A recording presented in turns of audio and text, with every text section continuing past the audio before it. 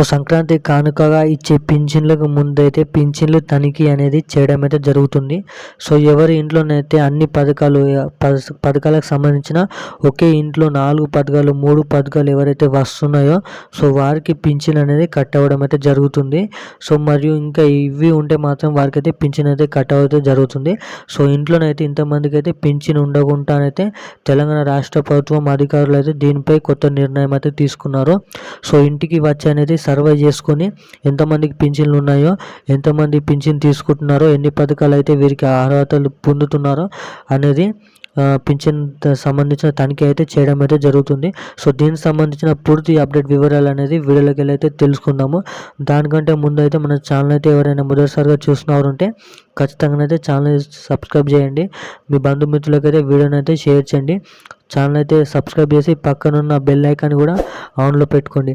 So అప్పుడే మరిన్ని latest updates అనేది అందరికంటే ముందుగానైతే తెలుసుకోవడానికైతే ఛాన్స్ ఉంటుంది. సో తెలంగాణ రాష్ట్ర ప్రభుత్వంలో సీఎం రేవంత్ రెడ్డి గారు అయితే కొత్త నిర్ణయం అయితే తీసుకున్నట్టయితే జరిగింది.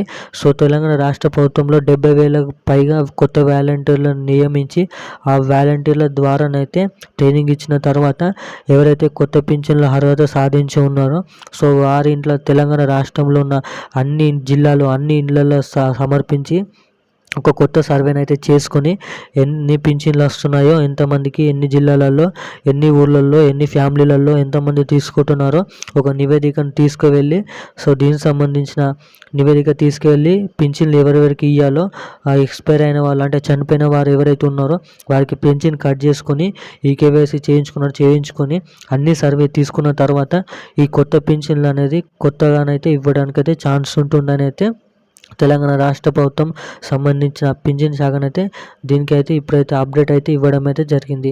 సో అందరైతే మీకు సంబంధించిన ఫామ్స్ ఆధారాలు అయితే దగ్గరైతే పెట్టుకోండి. రానున్న 15 రోజులలో మీ ఇంటికి వచ్చి అయితే సర్వే చేసుకొని మీ పింఛన్లు అనేవి తనిఖీ చేసి పింఛన్లు రావాల్సిన చేస్తారు, రాని వారికి చేయరు.